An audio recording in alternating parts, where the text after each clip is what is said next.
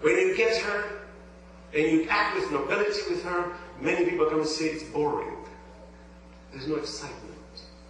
Why? She's your wife. She loves you. She spends time with you. Yeah, but I don't know. I'm just not excited. You know why? The nafs is not in a settled state. It's looking for shaitan out there.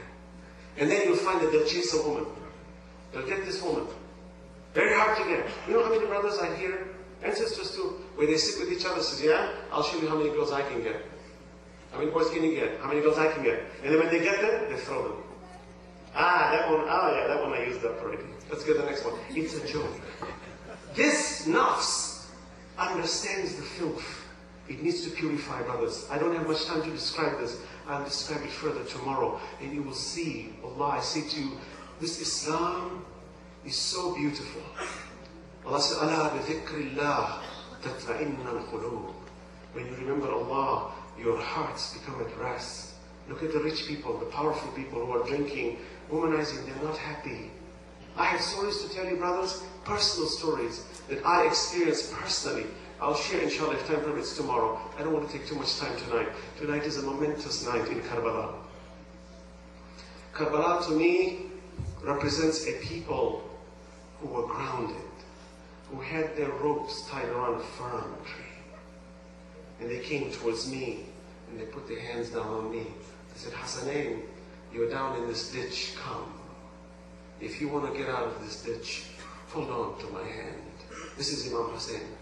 Every companion in Karbala, I see his hand towards me and says, come to me. I see the young and I see the old and I see the middle age. Each one giving me a hand for the rest of my life.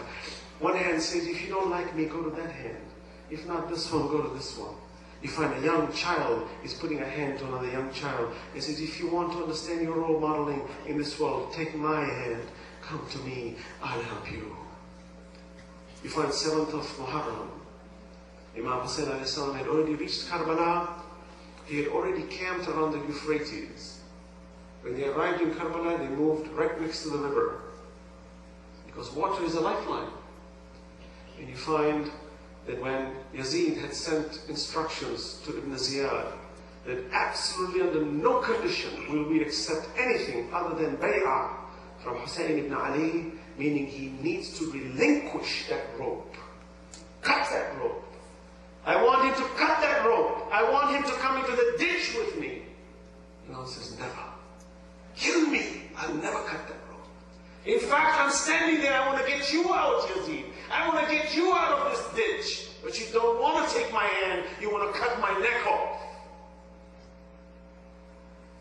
So you find historically that Yazid sent a message to Ibn Ziyad, and Shibr al-Jawshan convinced Ibn Ziyad, because it was Umar ibn Asad, who was the commander in Karbala, knew the status of Imam Hussein. They all knew, by the way.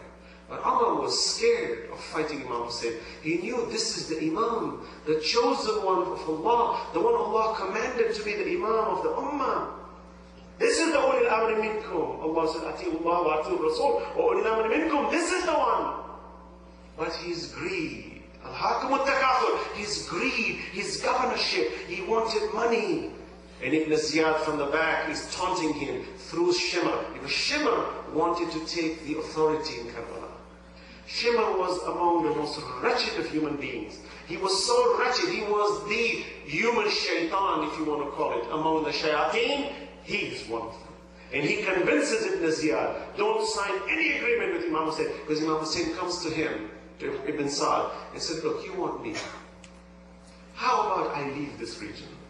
I will go to India. I will stay there. I will have nothing to do with your authority. I will have nothing to do with your government.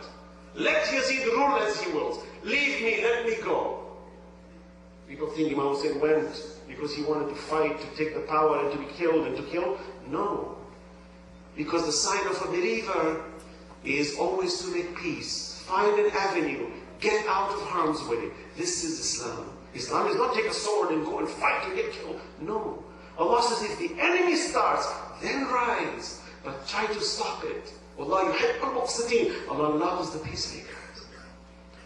And Ibn Sa'd started thinking about it. He thought it's not a bad idea. This way at least I don't have to kill him. This way I don't have to have my blood in him. because I know how great this man is. And while Ibn Ziyad is thinking about it, by the way, they were all cowards in their thoughts.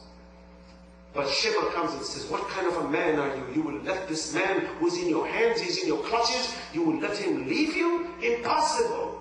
I will complain to Yazid what you have done. So Ibn Ziyad immediately says, yes, Yazid's commandment has been very clear.